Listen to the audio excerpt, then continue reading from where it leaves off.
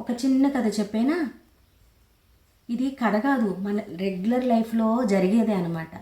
ఇప్పుడు మనం తెలిసిన వాళ్ళు, మనం సిటీలో ఉన్నాం అనుకోండి, అనుకోకుండా ఎవరైనా మనకి తెలిసిన వాళ్ళు, మన ఊరాళ్ళు కనిపించారనుకోండి, పోనీ పక్క ఊరు వాళ్ళైనా, మన ఊరికి పక్క ఊరాళ్ళు ఉంటారు కదా, అటు ఇటు వెళ్ళేటప్పుడు కనిపిస్తే అప్పుడు ప్రేమగా మాట్లాడతాం అనమాట. అవునా? ప్రేమ అప్పుడు గుర్తొచ్చేది, మన ఊరాళ్ళే ఇక్కడికి వచ్చారు అని మాట. అదే మన ఊళ్ళో ఉన్నప్పుడు అస్సలు మాట్లాడం మనం, వాళ్ళు కనిపించినా కూడా మెదలకుండా వెళ్ళిపోతాం. బీరకాయ పీసు చుట్టాలే, బీరకాయ పీసు సంబంధాలు అట్లా అనుకుంటాం. మాట్లాడుకున్నాక వాళ్ళు పూర్వీకులు, మన తాతయ్య వాళ్ళు క్లోజ్గా ఉండేవాళ్ళు అనమాట. చుట్టరకం కాకపోయినా క్లోజ్గా ఉంటారు. వీళ్ళందరిది ఈ బీరకాయ పీసు చుట్టాలకి సాంస్క్రిట్లో అనుకుంటా బాదరాయణ సంబంధం అంటారు. బాదరాయణం అంటే రేగు చెట్టు అనమాట. బాదరాయణ చెట్టు అంటే రేగు చెట్టు అనమాట. బీరకాయ పీసు చుట్టాలన్నా, బాదరాయణ సంబంధాలన్నా ఇవన్నీ ఒకే కోవలోకి వస్తాయి. ప్రేమగా మాట్లాడుకోవడం అనమాట. చుట్టాలు కాదు, రిలేటివ్స్ కాదు, అయినా సరే మాట్లాడుకుంటాం, ఏదో ఒక వంకతో మాట్లాడుకుంటాం. ఆ విధంగా మనం చుట్టాలు. అప్పుడు షాపింగ్ కాంప్లెక్స్లో కలిసాం కదా, మనం ఫ్రెండ్స్ కదా, అట్లా చుట్టరకం అయిపోద్ది అనమాట. 2 సార్లు మాట్లాడుకునేసరికి ఫ్రెండ్స్ అయిపోతాం. ఇంకోటి గమనించారా, బ్యూటీ పార్లర్కి వెళ్తాము, 4-5 సార్లు వెళ్ళిపోతాము. ఇంకెవరితో అయినా చెప్పేటప్పుడు మా ఫ్రెండ్ అండి చక్కగా చేసిద్దని చెప్తాం. ఫస్ట్ మనకి ఫ్రెండ్ కాదు, తను చుట్టము కాదు, కానీ కొంచెం కొంచెం మాట్లాడుకున్న తర్వాత మన అభిప్రాయాలన్నీ కొంచెం ఒకలాగా అనిపిస్తాయి కదా, నచ్చుతారు కదా, అప్పుడు మా ఫ్రెండ్ అండి, మా సిస్టర్ అండి అని ఇంకొకరికి చక్కగా చెప్తాం అనమాట. వీటిల్ని బీరకాయ పీసు చుట్టాలు, బాదరాయణ సంబంధం అంటారనమాట. చిన్న కథ ఉంది దీని మీద, ఒకటి చెప్తా.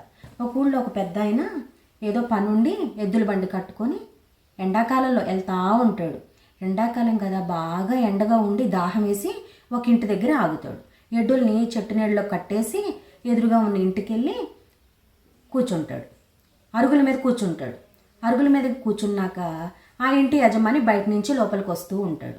వస్తూ ఉన్నప్పుడు ఆ ఇంటి వాళ్ళ భార్య ఉంటుంది కదా, భార్య తాలూకు చుట్టాలేమో నా కోసం ఎదురు చూస్తున్నాడేమో, లేకపోతే అంత ఇదిగా మన గుమ్మంలో ఎందుకు కూర్చుంటాడు, మన ఊరు వాళ్ళు కాదు వీళ్ళు అని అనుకొని, ఎందుకు ఇక్కడే కూర్చున్నారు, భోజనం వెళ్ళైంది కదా, నేను వచ్చేసారండి అని వెళ్ళిపోతారు.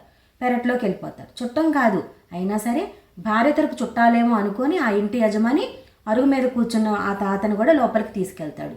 బావిల దగ్గర తీసుకెళ్ళి కాళ్ళు చేతులు కడుక్కొని భోజనానికి పేటయ్యని చెప్పి పేటేయించి, భార్య అనుకుంటుంది భోజనానికి వడ్డిస్తా, భర్త గారి చుట్టాలేమో దారిలో కనిపించి వచ్చారేమో, వాళ్ళ ఊరు తాలూకా వాళ్ళేమో అనుకొని ఇద్దరికి విస్తరాకులేసి చక్కగా భోజనం పెట్టిద్ది.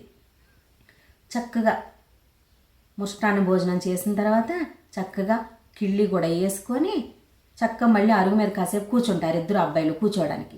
ఆ ఇంటి యజమాని ఎద్దుల బండి ఆ ఊరు వస్తాడుగా తోలుకొని ఆ తాత ఇద్దరు కలిసి అరుగుల మీద కాసేపు కూర్చుంటారు, కబుర్లు చెప్పుకుంటా. కబుర్ల మధ్యలో అసలు మీరు, నాకు అర్థం కావట్లేదు, మా భార్యకి ఏ విధంగా చుట్టాలండి అని అడుగుతారు.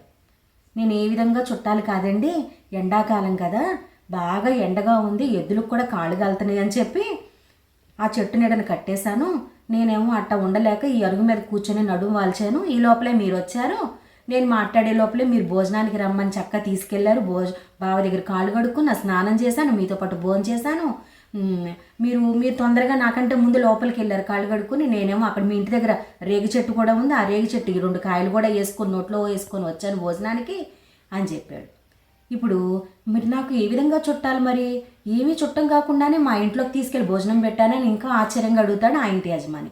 చుట్టం ఏంటండి, మన ఇద్దరం చుట్టాలమే అనుకుందాం, ఏమైంది, బీరకాయ పీసు చుట్టకం ఉండే ఉంటుంది నీకు నాకు, లేదంటే ఇంత ఫ్రీగా భోజనానికి ఎందుకు మీరు పిలుస్తారు, నేనెందుకు తింటాను, అందరినీ పిలవలేం కదా, నన్ను మాత్రం ఎందుకు పిలిచారు, అయినా కూడా మీరు గమనించలేదేమో, నేను బాగా గమనించాను, మీకు నాకు బాదరాయణ సంబంధం ఉందిలేండి అంటాడు. బాదరాయణ సంబంధం ఏంటి అంటాడు ఇంటి యజమాని. అప్పుడు ఈ ఎద్దుల తాత ఏమని చెప్తాడు, ఇప్పుడు నా ఎద్దుల బండి ఉంది కదా, అది రేగు చెట్టు దుంగలతోనూ రేగు చెట్టు కాడలతోనూ తయారు చేసాం. రేగు చెట్టు బలంగా ఉంటుంది, కొన్ని కాడలు లావుగా, దాంతో దుంగలు తయారవుతాయి.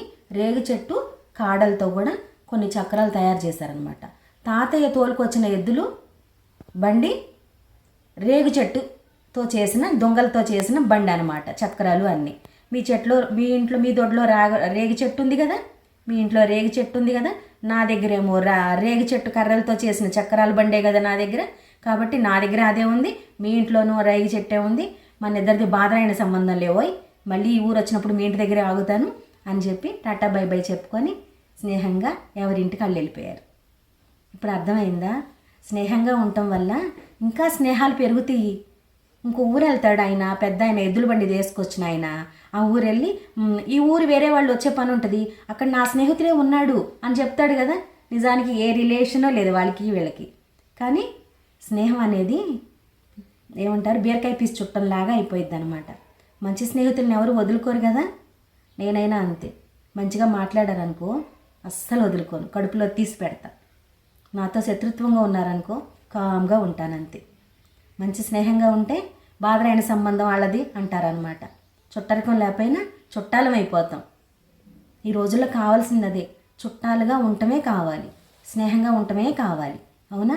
ఇంతకుముందు హాస్పిటల్లో ఎవరైనా ఉన్నారని తెలిస్తే దూరపు చుట్టాలు 2 కొబ్బరి బొండాలు కొట్టించుకొని వెళ్ళిపోయేవాళ్ళం. అవునా? ఈ రోజుల్లో ఎవరైనా కొబ్బరి నీళ్ళు తీసుకొస్తున్నారా బాగోనాళ్ళ దగ్గరికి వస్తా? ఇప్పుడు ఏముంది ఆఫీస్ చాలా బిజీగా ఉన్నాం అనుకుంటారు. వెళ్ళాల్సిన వాళ్ళ దగ్గరికి కూడా వెళ్ళము, పలకరించే తీరులో పలకరించం. పలకరించడానికి టైమే లేదని చెప్తున్నారు. అవును కదా, లేని వాళ్ళకే తెలిసిద్ది బాధ ఏంటో. ఆపదలో ఉన్న వాళ్ళకి, కొంచెం ఆరోగ్యం బాగోని వాళ్ళకి చిన్న పలకరింపే కదా ఆ స్నేహం, ఆ పలకరింపు ఉత్తేజాన్ని తీసుకొస్తాయి. వాళ్ళకి కొత్త చిగురుల్ని తొడుగుద్దనమాట. మనసు కొత్తదాన్ని కోరుకుంటుంది. కాసేపు ఏమంటారు, కొంచెంసేపు అలాగా ఆరాంగా ఉండాలనుకుంటుంది స్నేహితులతో మాట్లాడి. కావాలా? మంచి స్నేహితులు కావాలా? కొత్త స్నేహాలు చిగురించాలా? అలా అని దొంగల్ని స్నేహంగా కూర్చుకొని ఇంట్లో తీసుకురమ్మని చెప్పట్లా నేను. స్నేహంగా ఉందాం, మనకి నచ్చిన తర్వాతే మంచి భోజనం పెడదాం. సరేనా?